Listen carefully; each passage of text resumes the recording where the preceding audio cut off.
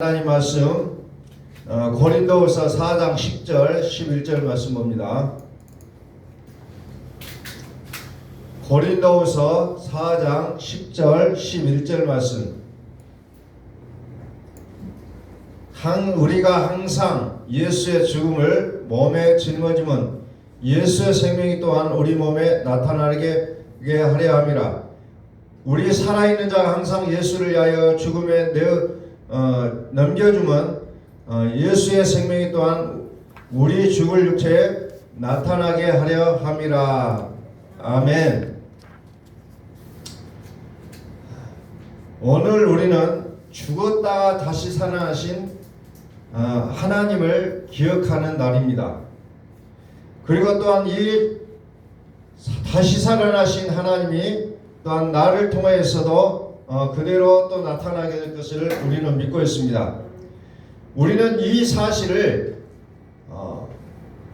영으로서 우리의 마음에 능력이 되어지고 우리 마음에서 역사하는 힘의 강력이 실제가 되어질 것을 믿는 자들이에요. 오늘 가만히 생각하면서 정말 나의 속에서 그리스도의 그 부활이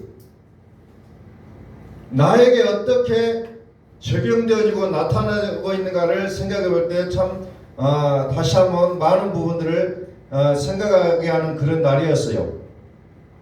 죽었다가 다시 살아나실 것이라는 것은 약속이었지만 이것은 실제가 되었다는 겁니다.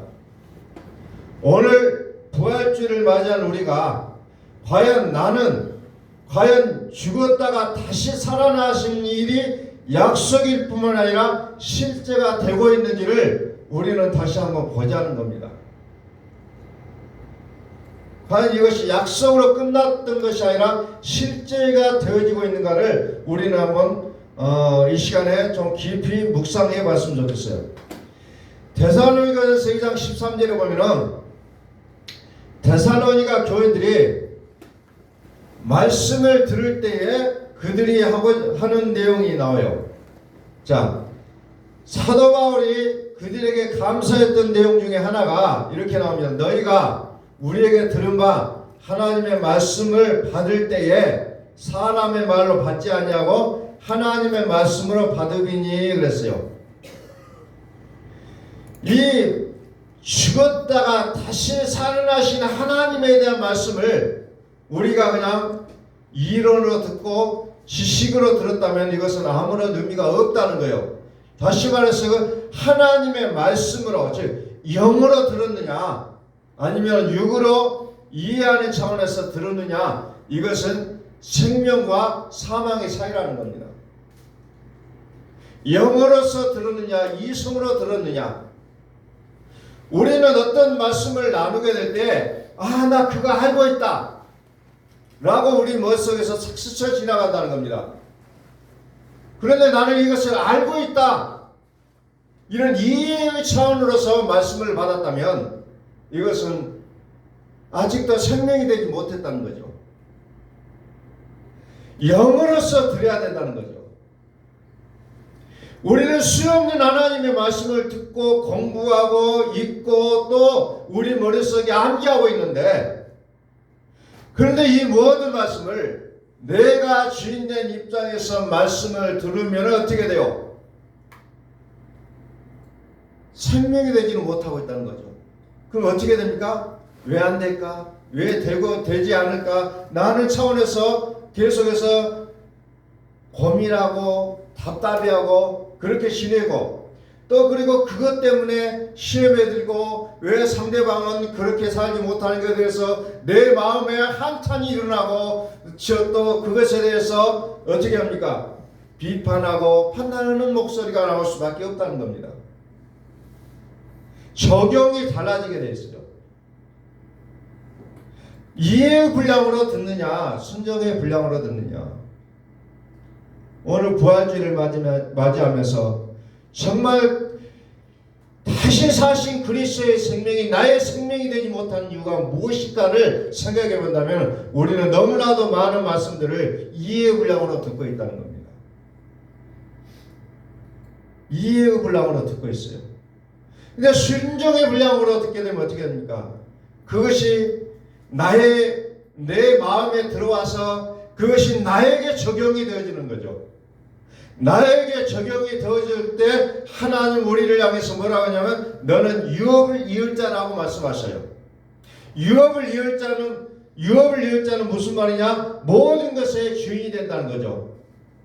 지금의 세상이나 오는 세상이 우리 발 앞에 이제 굴복하는 그런 현상이 오게 되지만 우리가 이해 분량으로 말씀을 접근한다면 아직도 나는 계속해서 괴로움과 눈물과 한의 소리를 가지고 살아갈 수밖에 없다는 겁니다. 그래서 우리는 1천번제를 말씀을 드렸어요.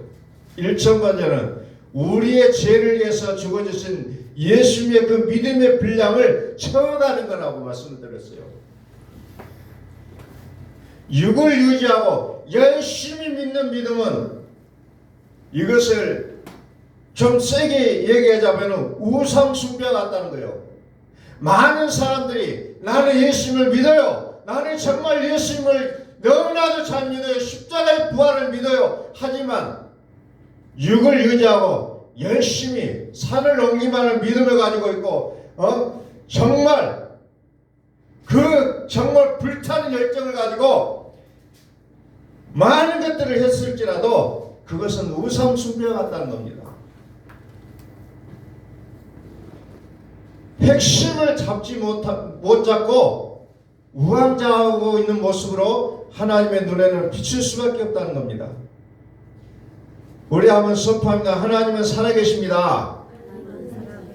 하나님의 살아계시면 실제가 되어야 된다는 겁니다. 우리가 부활주의라는 것을 정해놓고 우리가 다시 한번 부활을 얘기하는 거 뭐예요? 그것이 나에게 실제가 되지 않기 때문에 매년 우리는 부활주의를 지키면서 다시 한번 그 부활이 나의 부활이 되고 있는지 그 믿음이 나의 믿음이 되고 있는지를 우리는 살펴보고 있다는 겁니다. 오늘 성경 말씀 보십시오. 우리가 항상 예수의 죽음을 몸에 짊어짐은 예수의 생명이 또한 우리 몸에 나타나게 하려 함이라. 우리 살아있는 자가 항상 예수를 위하여 죽음에 넘겨지면 예수의 생명이 또한 우리 몸을 죽을 육체에 나타나게 하려 함이라. 오늘 10절과 11절에 나타나고 있는 내용은 뭡니까? 우리 몸에 나타나게 하려 함이라. 우리 몸에 우리 죽을 육체에 나타나게 하려 함이라 라는 부분이요. 무엇이 나타납니까? 예수의 생명이 우리 몸에서 나타나시리라는 거예요. 이게 부활절이에요. 그냥 우리가 명절을 지키듯이 죽은 사람의 기회를 지키듯이 오늘 부활주의를 지키는 게 아니라는 거죠. 다시 말해서 부활주의는 무슨 입장에서 지키냐? 예수의 생명이 내 몸에서 나타나는 그 날이 되어질 것을 하나님은 기대하고 계신다는 겁니다. 이게 부활주의라는 거예요. 예수의 생명이 우리 몸에 나타나시리라. 오늘 우리는 다른 거 다 잊어버려도 오늘 이것만큼은 꼭 기억하시고 가실 수 있기를 소원합니다. 예수의 생명이 우리 몸에 나타나시리라. 이것을 기억하시라는 거예요. 매년 부활절이니까 계란 삶아서 먹고 계란을 통해서 어떤 부활을 얘기하는 그거 가짜예요. 가짜. 실체는 아니라는 겁니다. 예수의 생명이 우리 몸에 나타나게 하는 것, 이게 부활주의라는 겁니다. 오늘 꽃도 정말 예쁘게 잘 만들어졌더라고요. 이런 것을 통해서 우리는 그 생명이라는 것을 영원하고 있잖아요. 생명. 마가복음 10장 29절을 한번 보겠습니다. 마가복음 10장 29절. 예수께서 이르시되 내가 진실로 너에게 이르노니 나와 복음을 위하여 집이나 형제나 자매나 어머니나 아버지나 자식이나 전터를 벌인 자는 현세에 있어 집과 형제와 자매와 어머니와 자식과 전터를 100배나 받되 박해를 겸하여 받고 내세에 영생을 받지 못할 자가 없느니라. 마가복음 10장을 보고 있으면 답답하잖아요.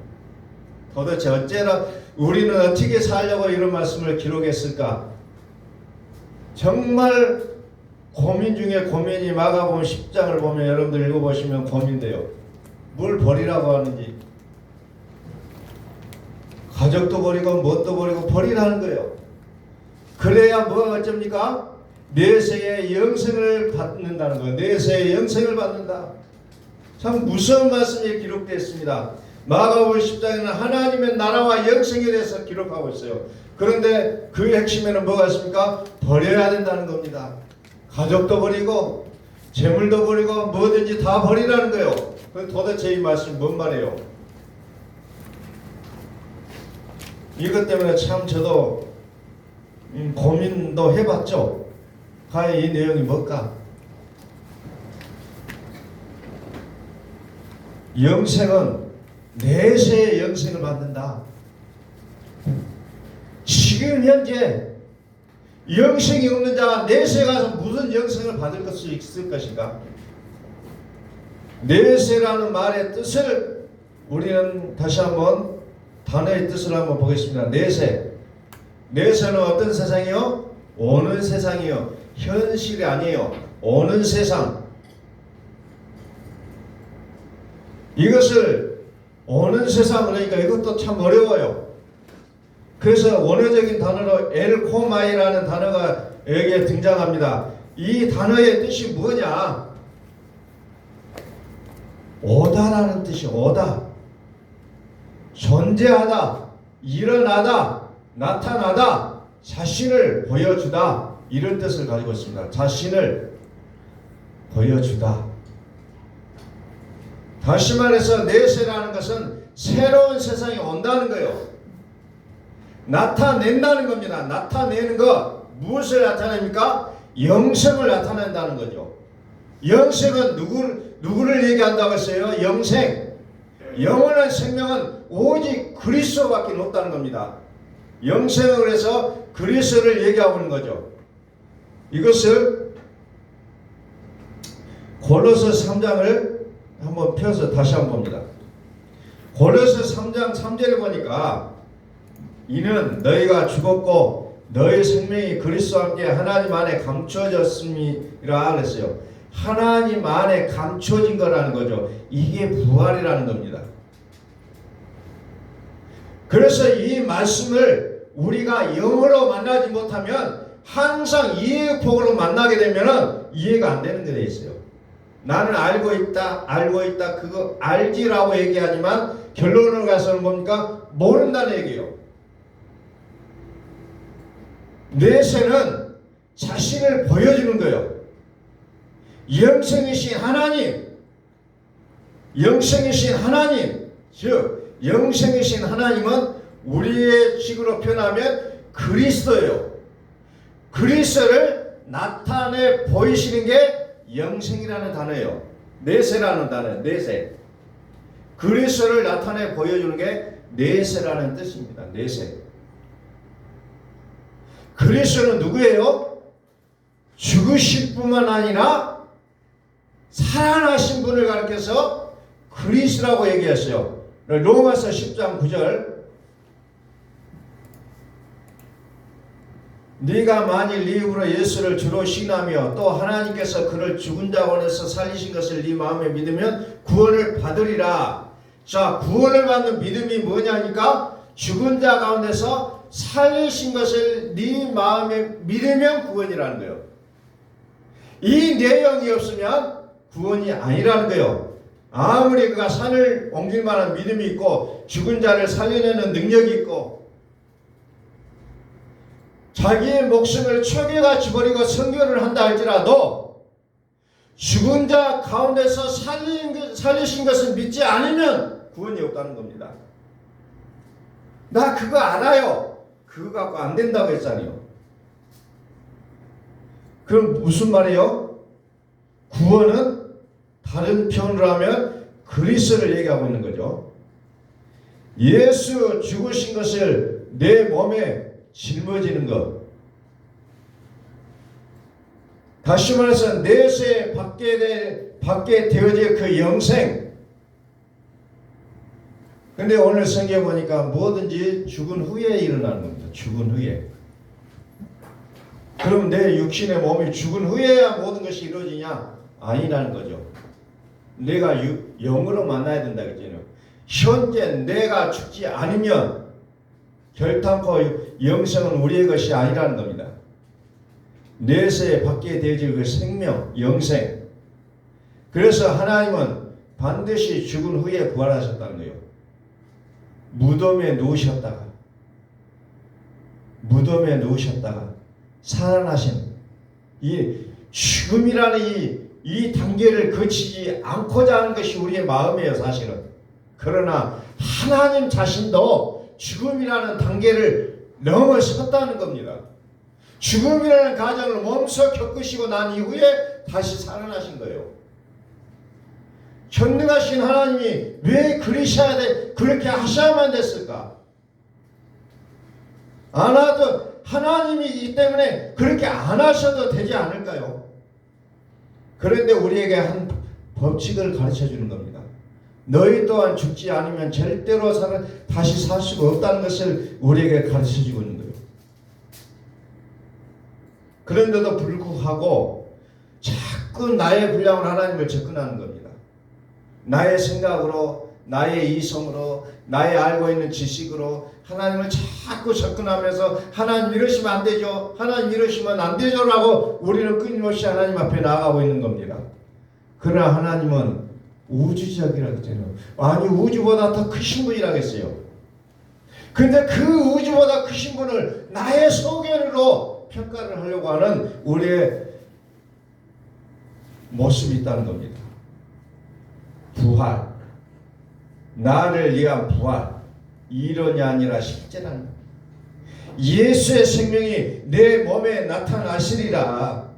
예수의 생명이 내 몸에 나타나시리라. 내 안에 살으시는 하나님, 내세 받을 축복, 천국이 된다는 겁니다. 실제가 돼. 죽었다가 살아나신 일을 너희 마음에 믿으면 구원을 얻게 된다. 하나님은 반드시 죽은 후에 살아나셨다는 겁니다. 이게 법칙이라는 거죠. 우리에게 가르쳐주는 법칙이에요. 이게 죽지 않으면 안 된다는 겁니다. 자, 스가랴서를 한번 여러분들 좀 펼쳐볼게요. 스가랴서 9장 17절. 이 말씀들을 다시 한번 여러분들이 좀 다시 우리의 관점으로가 아니라 하나님이 보시는 관점으로 한번 봅니다. 그의 형통함과 그의 아름다움이 어찌 그리 큰지, 곡식은 청년을 새 포도주는 처녀를 강건하게 하리라 그랬어요. 성경은 구속사를 기록한 책이라고 했어요. 그래서 구속사는 예수 그리스도의 믿음을 나타내고 있다고 했습니다.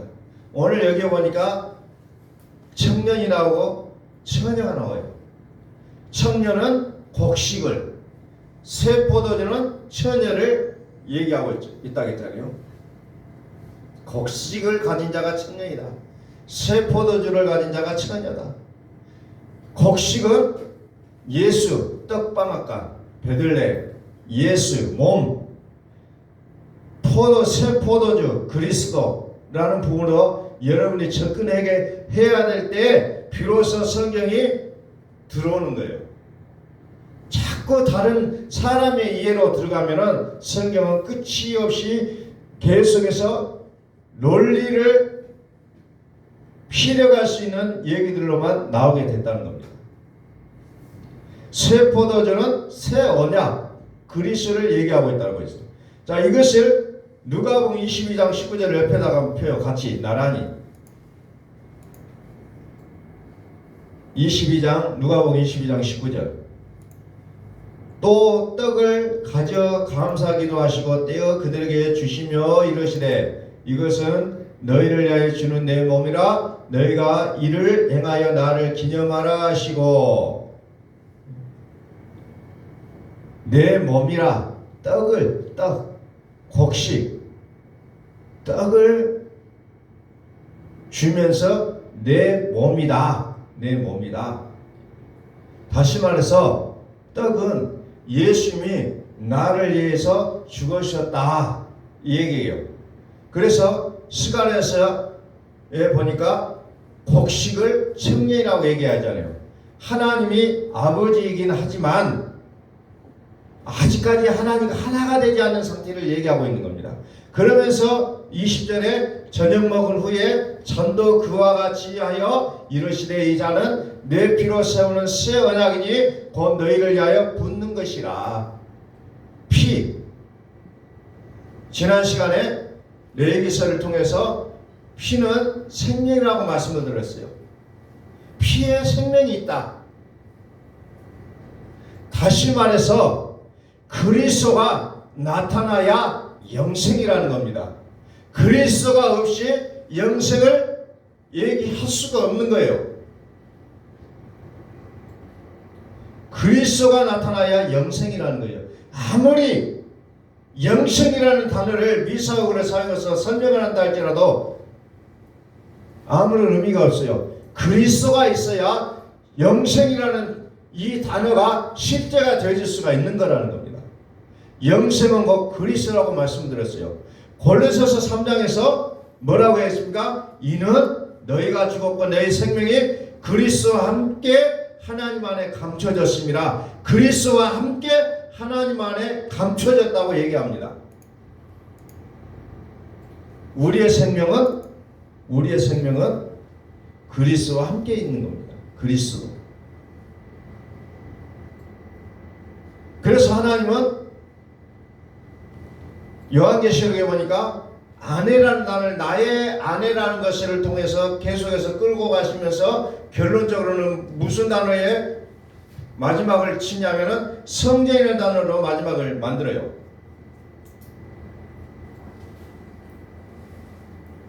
그래서 결론은 하나님이 살으시는 생명을 계속해서 얘기하고 있다는 거죠. 하나님이 살으시는 생명. 생명이신 우리 생명이신 그리스도께서 나타나실 그때에 너희도 그와 함께 영광 중에 나타나리라. 생명이신 그리스도께서 나타나실 때에 그것을 마가복음 10장 29절에서는 내세에 영생을 받지 못할 자가 없느니라 이렇게 이제 기록을 하고 있는 거죠. 실제가 안 되니까 복음을 듣고 내가 이뤄가는 그것이 되니까 우리는 자꾸 모든 것이 안 될 수밖에 없다는 거예요. 안 될 수밖에 없는 것이 우리의 실제라는 거죠. 그러나 부활하신 그리스도가 나의 실제가 되어버리면 안 되는 것이 이상하게 되어진다는 겁니다. 안 되는 것이 이상하게 되죠. 그래서 마가복음 10장을 여러분들이 보실 때에 다시 한번 기억해야 될 것은 내가 죽는 거예요. 내가 죽지 않고 이것을 풀으면 답이 안 나와요. 내가 죽어야 된다는 겁니다. 내가 죽어져야 내세의 영생을 받게 된다는 겁니다. 그리스도께서 나타나신다는 거예요.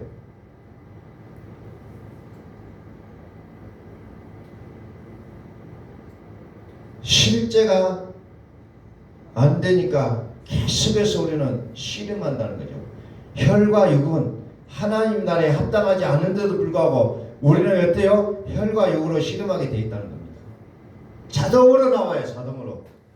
누가 안 가르쳐줘도 우리의 DNA는 그렇게 되어 있기 때문에 그렇게 될 수밖에 없어요. 자동적으로.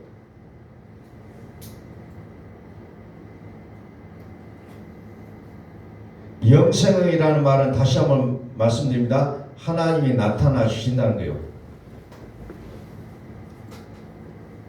그래서 모든 친척, 아비, 집을 떠나는 것이 무슨 말이냐? 율법을 버린다는 겁니다. 그래서 이것을 아브라함이 너희 본토 친척 아버지를 떠나라 했을 때 떠났던 장면과 연결을 시켜서 마가복음을 보면은 더 이해가 빨리 온다는 겁니다. 다 떠나야 돼. 다 끊어야 된다는 거죠. 그리고 그건 무슨 말입니까? 내가 죽는다는 거예요. 내가 의지했던 것들 다 소멸. 그랬을 때 비로소 내에서 영광, 즉 죽어야 된다는 겁니다. 오늘 부활의 영광은 죽지 않는 자에게는 결단코 받을 수 없는 영광이에요. 죽어야 된다는 거죠. 내가 죽어야 된다는 거죠. 그래서 죽은 자 가운데서 살리실 것을 믿느냐는 겁니다. 그것이 나에게 적용이 되어야 된다는 거예요. 이론으로 들어있는 내용이 아니고 나의 이해 분량으로 되어지는 게 아니고 내가 죽어져야 비로소 부활할 수 있게 된다는 겁니다. 그래서 그 부활이 나의 부활이 돼야 된다는 거예요. 그래서 비로소 어떻게 됩니까? 하나님이 내 안에 살으시게 된다는 겁니다. 죽으실 뿐만 아니라 다시 살아나신 그리스도께서 내 안에 사시겠다는 거예요. 그래서 우리는 하나님을 접근하되 우리는 그리스도를 통해서 접근하는 겁니다. 우리의 언어는 그리스도예요. 그래서 그리스도를 통해서 하나님 앞에 나아가게 된다는 거예요. 그래서 이제 이 죽음의 고난주간이라는 것을 통해서 우리는 나를 죽는 것을 그리스도께서 예수께서 죽으신 것을 나의 죽음으로 여기는 훈련을 하고 이리고 이 부활의 아침을 통해서 우리는 예수님이 나를 의롭게 하여 살아나신 그리스도의 모습을 우리가 보면서 다시 내가 부활하신 것을 우리는 점검하게 되는 날이라는 겁니다. 그래서 오늘 부활주일에 다시 한번 이것이 나에게 적용이 되어지도록 우리는 다시 한번 묵상하고 그것이 나의 믿음이 될 수 있도록 우리는 다시 한번 조명할 수 있기를 소원합니다. 예수의 죽으심이 나의 죽음이요 예수의 살으심이 나의 살으심이라는 것을 오늘 시간에 우리가 이해의 폭을 넘어서 영으로 만나지는 축복이 있기를 예수 그리스도의 이름으로 축원합니다. 그래서 이 부활절이 매년 오는 그런 기념일이 아니라 이제 매일매일 부활하신 그리스도와 함께 영생의 축복을 누리며 살아가는 우리의 모습들이 되어지기를 예수 그리스도의 이름으로 축원합니다. 기도하겠습니다.